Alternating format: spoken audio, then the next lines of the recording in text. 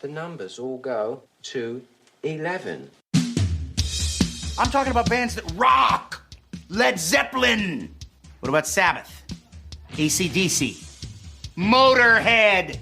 Does that mean it's louder? Is it any louder? Well, it's one louder, isn't it? We're not worthy! We're not worthy! Why don't you just make 10 louder and make 10 be the top number and make that a little louder? These go to 11. I get up off the ground and raise my head. Days like this, think I should be dead. One for Satan, two for me. Let's cheat the devil, it's fun, don't you agree?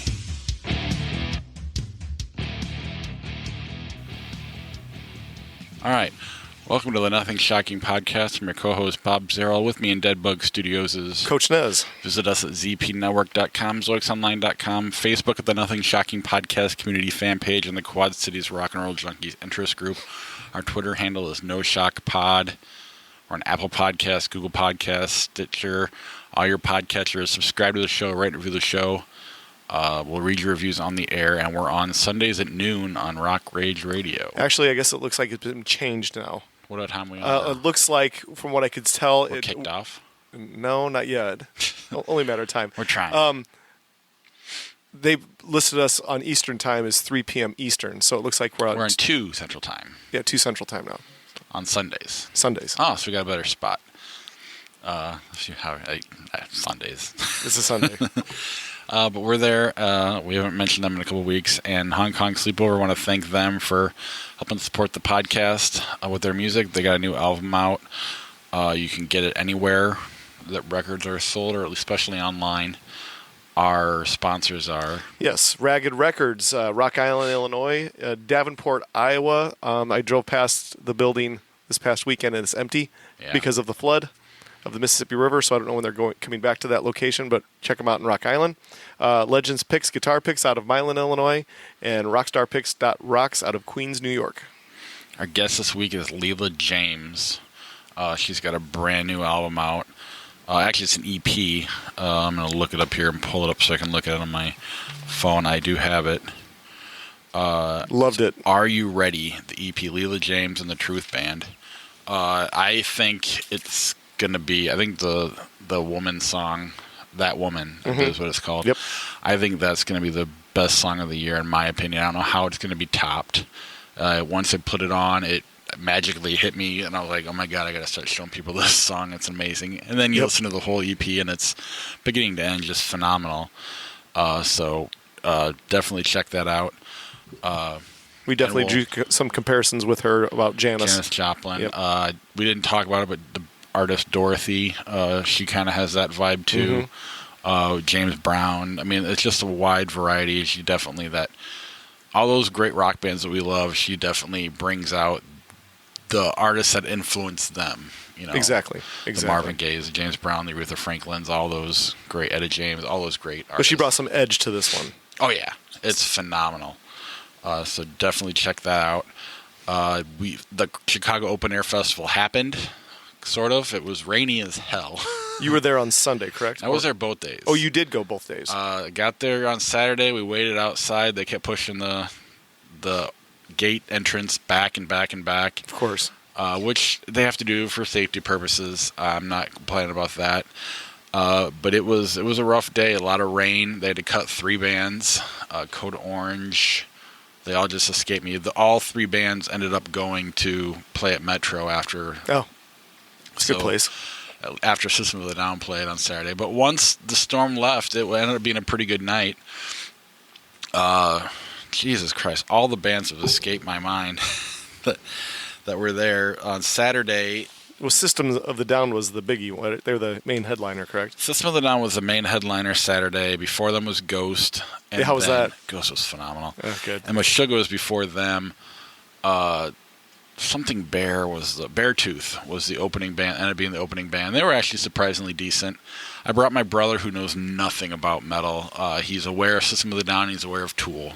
And he kind of likes them because they're different and unique and likes the storytelling and whatnot. He appreciated Beartooth and Meshuggah, but for the most part, he was kind of looking around. And those are bands that just play, and they're heavy, and especially Meshuggah is heavy. And very technical and talented. I enjoyed it, but for him it wasn't much. But Ghost comes out, and I've been telling him about Ghost forever.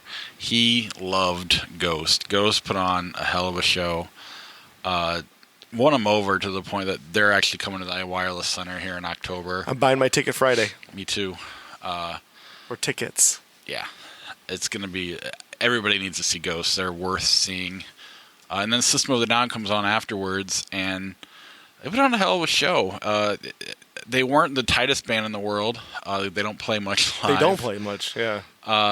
But it almost looked like they were trying to mess each other up at times, but they would always get back in the pocket. Every time they went out for a little bit, they'd come back to the pocket.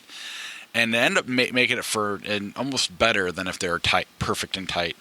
I was really shocked at how good they were, and they went 20 minutes over their allotted time. Oh, wow. So they played they played almost every song they had. Their songs are shorter. Sure. They don't have many albums, but they were really, especially if you're a System of a Down fan, they did a really, really good job, and they changed up the songs and made them a little bit different here and there, but they were just a lot of fun live. I'd never seen them. They were way more musical live. Serge played guitar to add a little more layer. He did some keyboard stuff, and it was just really neat. And it's cool to see them do some of that lyrical stuff live and all that scatting and knock it out. So I was really impressed with the System show. So you text me on Sunday. I was slightly devastated when you told me about when the Cult came on. Yeah, let's start with the Fever 333. They were the opening band, kind of very much like a Rage Against the Machine feel, kind of a rap rock thing. They owned the stage. Like the singer ran up on top of the stadium and was singing from up there. They were up. The guitar player and the singer were in the crowd. Knocked it out of the park. Great show. In This Moment comes out. I think they cut some of their songs because they did get delayed again opening the doors. So In This Moment played, I think, 5 songs. Oh. It was really fast. They were great, knocked it out of the park. They're always put on a great live show similar to Ghost. My brother ended up liking them a lot too. Then Gojira came out, and it was packed. It was really, really... I mean, my brother wasn't as into them either, similar to Meshuggah. Very straightforward live show, but God, they're awesome. And the crowd was there. The crowd reacted. It was kind of a really cool experience. And then everybody went to the bathroom and ate food, and the Cult came out, and nobody came back. And I'm just sitting here going, oh, my God. I mean, it was like watching a comedian die on stage. I felt so bad. That amazes me. Here's why it doesn't amaze me, because they don't fit. I get that. And nobody knows who they are. They're the oldest band on the bill. Their hit songs aren't massively known. No, they're not. So I recognize them. My brother recognized 2 of the songs. Were they predominantly playing the Sonic Temple album? Predominantly, but not in order and spread out. Oh. They broke it up. And I don't think they played all of it either. Because I think they might have got songs cut as well. I wonder, did they play anything off the Electric or Love album? Either of those? I didn't have a chance to go back and look. I'm not as familiar with those albums. I know, obviously, She Sells Sanctuaries they played, and right. Love Removal Machine. Yeah. Is that off Sonic Temple? That's off Love. That's off Love. So Yep. they closed with that. Oh, very cool. And they were the tightest band on the bill, bar none. And he was trying. Ian Asper was trying to get the crowd. Goes, give me your energy. I need to feel it. Not just I don't want to just hear it. I need to feel it. The crowd was polite. There's nobody there. And, well, it's kind of unfair to put them on this right after Gojira. Well, it's a totally different. But at the same time, do you put them out before In This Moment? I mean, that's not fair either. The Cult deserves better than that. So it was just kind of an awkward spot. They're replacing the Prodigy. They played great. They sounded great. Everything was fine. The crowd got into it. It was polite. No one booed them or anything like that. And by the time they were done, everybody was back. But it was just kind of, you just felt really bad for them. Right. Because they don't deserve that. They were a great band. And they talked about the Prodigy and how he knew Keith Flint. And, it was a good performance. I felt really bad for them because it was a crappy situation that not a lot of bands could really do. I mean, I don't know who else you put in there. You could have just moved everybody up and played the Cult earlier, but again, they don't deserve to play that early in the day either. They're just not a band that fit well in that lineup either night. Especially between Gojira and Tool. They're both kind of proggy bands, and the Colt's definitely a blues-based band. You could have put the Colt with Ghost, I think, and it could have worked. But it's hard to move bands around because they are. I mean, System of a Down played 2 festivals that weekend. I could have seen like Gojira and Meshuggah on the same bill together, back to back, whoever they're going to play first. That would have been interesting. But they were all kind of they all tied together. It was kind of a neat lineup the way it tied together. But then you throw the Colt in there, and they were just this weird, sore thumb that stuck out. But again, they played great, though. That I would say they were the tightest band on the bill, and quite frankly, they're my favorite style. Not my favorite band there because I'm more of a greatest hits Colt fan than a diehard Colt fan. But I enjoyed watching them, and I had never seen them before. I've never seen a lot of these bands before. I'd only seen Ghosted in this moment, so it was kind of neat for me. And then Tool came out, and a lot of fans complained about the Tool set. They did not go over the time. They played their set and they left. No encore, no nothing. Maynard talked to the crowd at all? He said, "Hello, Chicago, bang, bang," which kind of I thought was poor taste, but funny at the same time, I guess. But their Tool, they sounded phenomenal. They're tight too, super technical. I liked it. I enjoyed it a lot. They played 2 new songs. But again, it's just a festival set. So I'm glad I can cross Tool off my bucket list. Glad I can cross System off, Gojira, Meshuggah, the Cult. I'm glad I can cross all that off. And the band that kind of won me over was Fever 333. I was really shocked at how great they were. And overall, I would say it was a great festival. I liked it better when it was 3 days. I wish they could get back to that, but Chicago is a hard market because so much comes through there. A lot of these festivals are in, Columbus or towns that aren't as big, and so it works better for them. But overall, I would call it a success. And despite the weather, they were able to pull it off, and I'd happily go back again.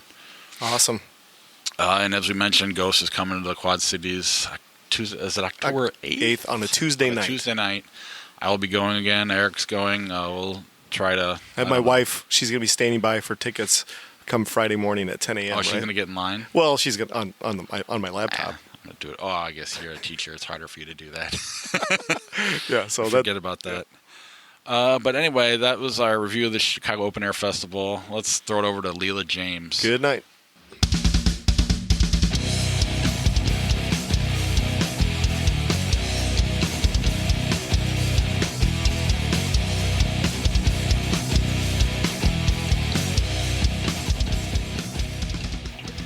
Hey, it's Bob with the Nothing Shocking podcast. My co-host Eric. How are you doing?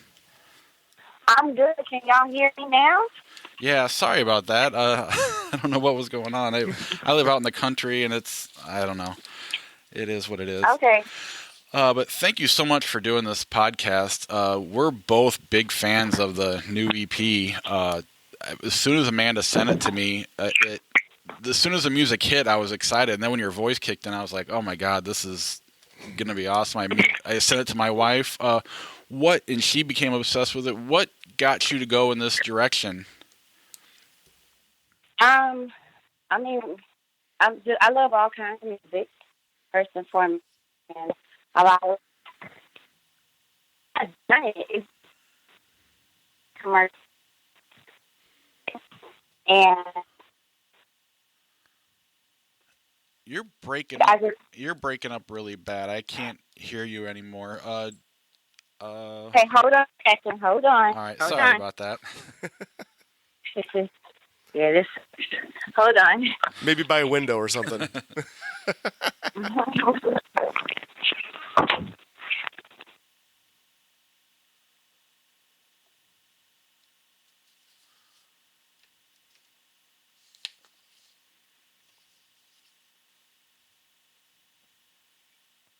Can you hear me better now? Yeah, you sound great better, now.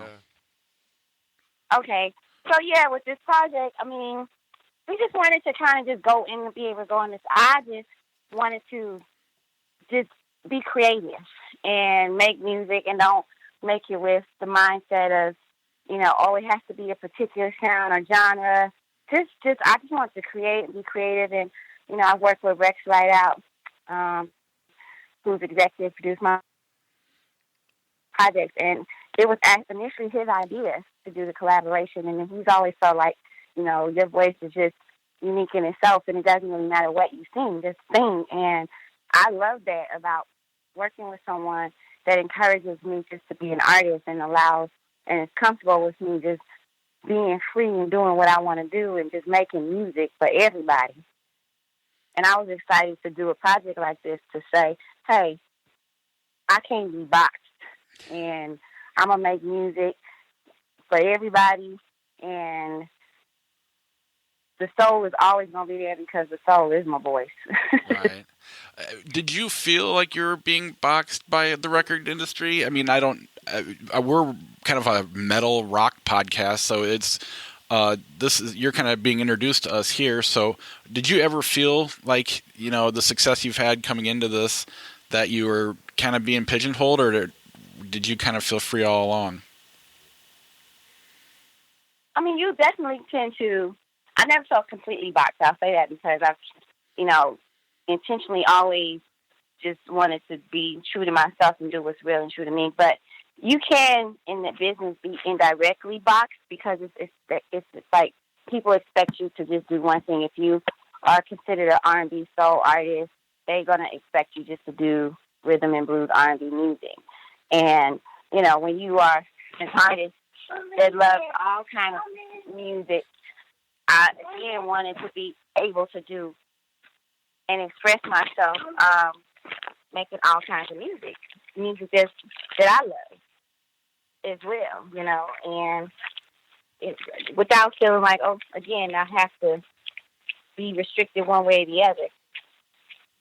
I guess the question I have for you is I've been listening to your R&B stuff for a short time now, and how much of a challenge was it for you to kind of break out of the R&B mold and challenge yourself into more of the rock and blues end of things? Was it a challenge for you, or is it always something that kind of you had within? No, it definitely wasn't a challenge. It's pretty. I mean, it's all for me in the same vein and a natural process as far as just working on music. It's all connected as far as I'm concerned.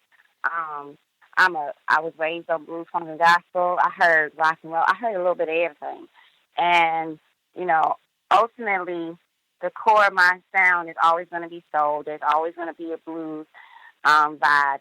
And then I like edgy music. I like edginess. So I think with this one, I intentionally was extra edgy, extra raw, just to show that side of me, that's who I am as well. As much as I can do straight ahead R&B soul music, I can get raw, real raw. And it wasn't a challenge because I do it anyway. And blues, some hardcore blues is going to lend itself to that sound anyway.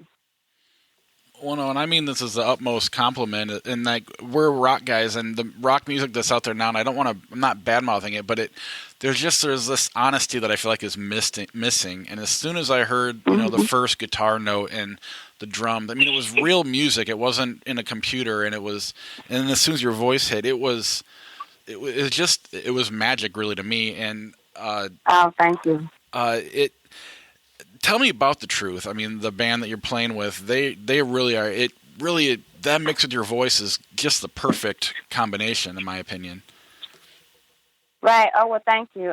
Yeah, they are a group of extremely talented musicians, those guys, and it took us no time to go in the studio and bang out this project. I mean, we literally did it as how you heard it, and that's why it sounds so raw. That's why it sounds so authentic, because it's the truth, literally.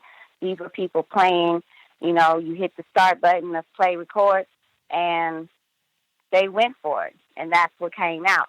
You know what I mean? And I sang, and that's what came out. So it's a very, very raw, authentic, true place of making music, and it came from our soul. And that's something that you can't fake, you know what I mean? And that's probably what you're saying. When certain things are just contrived and forced, or, you know what I mean, they're trying to sound like something, you're always going to get that missing something. You know, you can't put your finger on it. But, you know, with what we did, again, it was just like, let's just go in and make some music. And we're not going to worry about trying to sound like anything. We're just going to make what we want to make and what is real and true to us.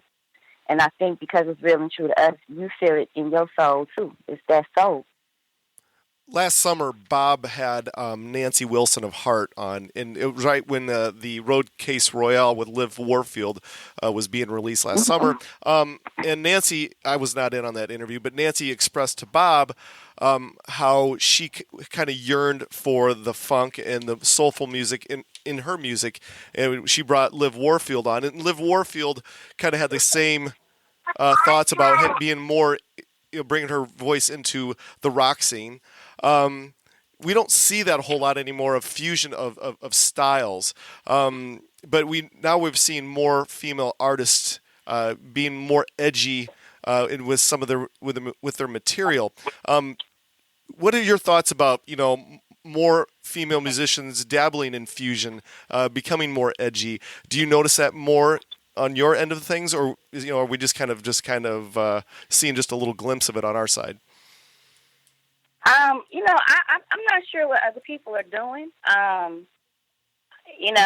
just know that, what I'm trying to do and what I want to do is just be able to be a free artist and do, make music.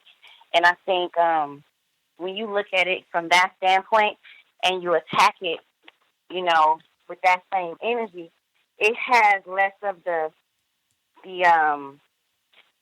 stress over it, and you just feel comfortable, and then I think people get on board that way.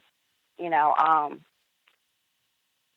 do feel like artists overall want to be able to, cross genres as they please, depending on what they're into and what's real and true to them, what they like. But I do feel like at the same time, it's not always received initially well, so some people shy away from it. But I think we are kind of, in a sense, entering into a time and era where artists are starting to take chances and see. I mean, we have people dabbling in country music that never really thought of doing that in the past. So, I just think it's up to the artist, number one, and then I think that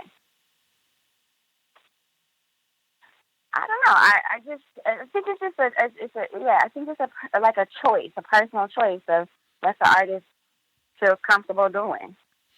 Do you think that this era of the music industry is creating the opportunity for artists to take more chances? Like, it used to be that you had, the record label signs you, and then you had this formula and you had to follow it, and then right. And now with social media and the not as much money being there, unfortunately, that artists get a little bit more freedom, but a little less on the back end financially. Do you think that's due more to the music industry, or is it just different for every artist? Well, I definitely think in this current climate of social media that artists are again taking, more chances, and you see them doing things a little outside of the box because, when you have the accessibility that to your fans directly, I think artists feel like, well, what's the point of, listening completely to the label with every single thing? Like when they know that there's certain things they can take in their own hands. So, yeah. And I think you're going to start to continue to see artists doing things that they may not have done in the past, or that we haven't really seen done in the past. I kind of wanted to touch upon your thoughts on the EP versus the full length LP. It kind of goes in spurts. I've noticed that back in the early '90s we saw EPs and then they kind of went away, and now it seems like they're making a comeback. And I've always been a big fan of EP because I'd rather have an album that has 5 strong songs and that be it than an album that has 10 songs and there's 3 fillers or whatever. I guess maybe what is your on the recording end of things of creation? Do you prefer the EP than recording the full length LP? I agree with you in that. This was especially considering you don't make as much money as you like as you said, we're not making money like they were. I think making the EP and giving just less is more. You know, less is more. Making an EP and giving a strong, solid package of songs in that EP is well, because you can have 17 songs on the record, but you know these days people's attention spans are so short. Do they even listen to all of that? Is it even necessary? So it's exciting to make a project and just do a couple songs, and with this project we actually have a part 2 that we're working on to the EP. So nice. It'll be a continuation. But I am a fan of it, and especially because it's so quick, and it just seems it's just easy, and I just love making music that's like painless and just stress free. We go in the studio, and we were done with this project in a couple weeks. Nice. I know it's hard to look into the future, but is this something that you're thinking as a long-term project, or is this kind of a do this and then move on to the next thing? Well, I mean, I've always, it's hard to look into the future, but I've always tried to, look at my music as from a career standpoint, and that is I want to always continue to evolve and grow. So I don't look at it from the standpoint, just do this and that's it. I just want to be able to make music and be consistent, continue to develop. And like I said, even with this particular project, we have a part 2 on the way. So I don't really see nothing stopping in that sense. As far as playing live, doing any small touring off this EP, is there going to be any, or what do you see in the future as far as playing live, touring? Yeah, I have a tour. I'm going out next month, June, and I will be playing live. About 30 dates or so, 30-plus dates. So I'm hitting the road, definitely. You can check my website, www.leelajeans.com, for the dates. You will see me. Oh, you better believe it. If you're coming around here, I haven't checked that far in advance, but I'm assuming if you're doing 30 dates, it'll probably be somewhere around the Chicagoland area, I hope. So. Oh, yeah, definitely. I saw Chicago on the schedule. Nice. So. Like I said, I showed my wife, and she became instantly obsessed and started just dug into your entire catalog, not just this. So I know she'll want to go to that as well. So I'm really looking forward to that. I mean, this is something that doesn't happen to me much. You hear something and just, you remember where you were when you heard the song or that album. And that woman, I mean, I think that's going to be, at least in my opinion, I don't know how that is topped as like the best song of the year. I know it's so subjective. Very much so, yeah. But it is, I really... Oh, thank you. Wow. And the EP itself. That's all. Wow, y'all gonna make me cry. Well, no, but you're talking to two metalheads here. But my favorite band is Aerosmith and Zeppelin, but when you go back and look at what they're influenced by, oh my God, James, oh my God, who? The most popular funk guy of all time, James Brown. James Brown. Oh my God, mm-hmm. Those James Brown. My God. Which, by the way, I had the opportunity early on to open and tour with him, and that's where I got the name Goddaughter of Soul. Oh, very cool.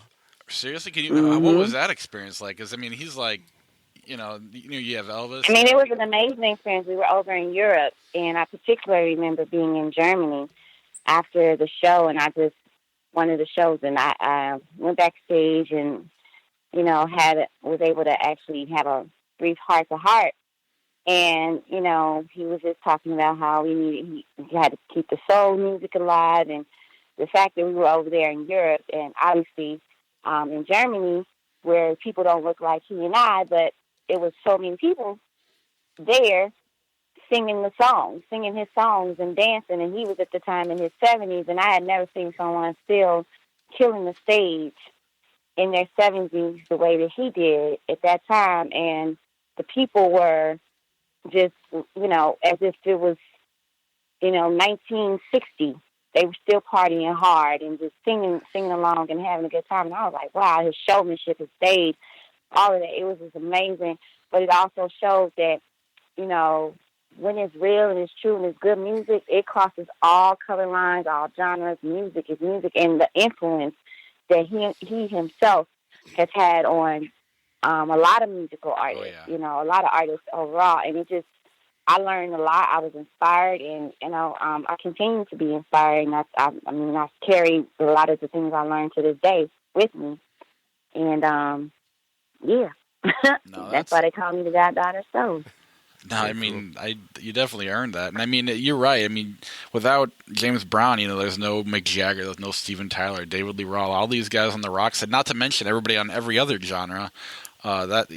He's one of the main guys that you can point back to. That's an amazing experience, an amazing story. I just wanted to kind of touch upon something, and I hate, doing the comparison and contrast of styles or influences, but when we listen to this EP, I got to tell you, the first thing that popped in my head was Janis Joplin. Was that I guess maybe a source of inspiration for you to kind of find that listening to Janis Joplin, or was that? Well, definitely, I definitely grew up listening. Again, like I said, listening to all kind of music, and so therefore I heard Janis Joplin. I listened to Tina Turner. I heard Jimi Hendrix, Al Green, Flying the Family Stone. Then I also was on the B.B. King and Muddy Waters. I heard everything in my house, and I still listen to a lot of those musics. And so when we were making this project, it was like, okay, this is a sound that people haven't heard in some time. You know what I mean? But it's a raw sound. And it ain't never really went anywhere. You just haven't heard it in a long time. Because, again, artists like myself, I've been singing like that. And I was naturally inspired and influenced by things that created the soundtrack for my life. And a lot of those artists did. So you hear those influences, Shaka Khan, it's just, even Aretha Franklin. I listen to so much that I don't think I have no choice but some of it seep through when I'm performing and singing and making music. It's just gonna come across. So I'm glad that energy, that spirit was heard, and listening to the music, because it needs to be reintroduced. I feel like, the Janis Joplin, those sounds, yes, absolutely, was inspired.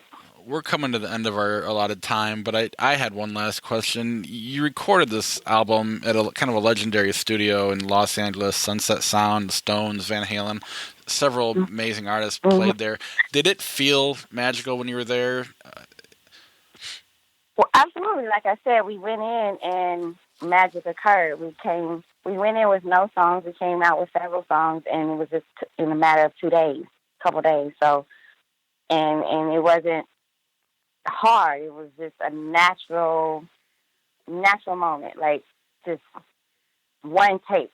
It was crazy, and it was all live. No, that's my favorite type, and I'm really not just saying this because you're on. It's a magical EP, and I'm so glad you took the time to do this with us. And Amanda and I were jumping back and forth trying to get things lined up, and I was really excited to talk to you. Eric has one last question. And then we'll let you go. You have a birthday coming up, May 22nd, correct? Yes. Happy birthday! And yes, I do. Yes, and I wanted to wish you a happy birthday because you share a birthday with a very special person. That would be me. I'm born on May 22nd. Are you serious? It's a heart attack. Oh, my gosh. Oh, my gosh. Well, happy birthday, Gemini. We rock. Absolutely. Well, thank you so much. Thank you so much. I really love this, and was really excited to talk to you, and I can't wait to see you on the road this summer. Sounds good. Thank you. Talk to you later. Bye. Bye.